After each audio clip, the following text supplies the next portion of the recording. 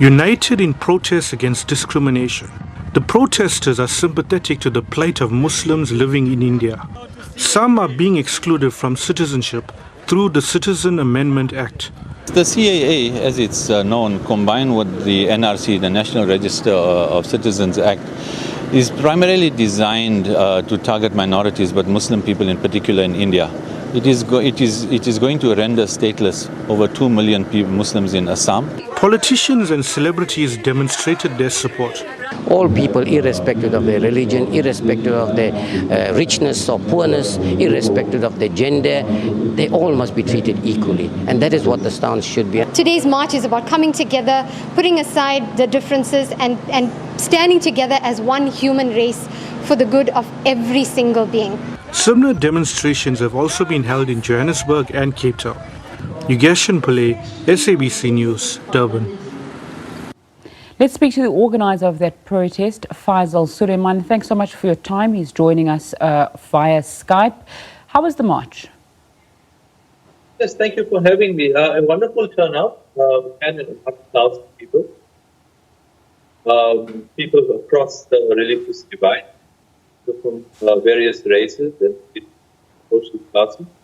And in a united message that this apartheid-style legislation is simply unacceptable. It's wrong. It's been designed by Muslims in particular. And as has been done for the work, people in Durban today demonstrated against.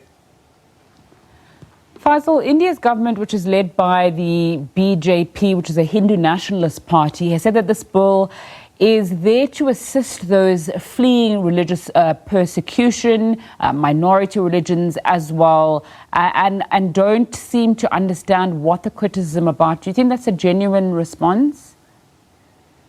Well, no, it isn't. One, like asking Wood when he was enacting apartheid legislation or designing Bantustan, he would have told us, no, this is for the benefit of black people, separate development will flourish in their land.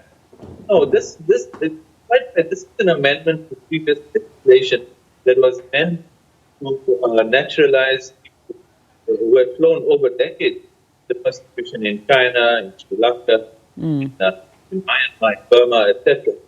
And those people have now been living in India for decades. Let's think this law that the BJP, politicians have been unashamed and unequivocal in saying everybody is welcome, like Muslims. The Muslims who are there are stateless. They've rendered 2 million people in Assam province stateless and are built these huge detention which to detain. We want to return them to countries in which they won't even have ever been to. I mean, we're talking generations of. So, doesn't expect the BJP government to admit that it is acting upon legislation. Have you communicated with either anyone in the Indian government to register your dissatisfaction or South Africa's lawmakers around this act? Yes, it would have been good if President Singh, the shenanigans at the Sona also rather had mentioned significant interest for participation in India's and the close historical tie between the countries. And of course, South Africa is one of the largest population Indians outside India, KwaZulu-Natal in particular.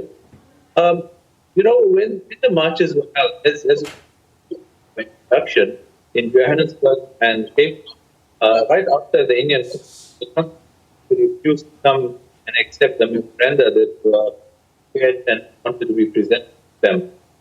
Durban is one of the last to hold these rallies. They've been all over the world. Thousands upon thousands of students taken to place in various cities in India.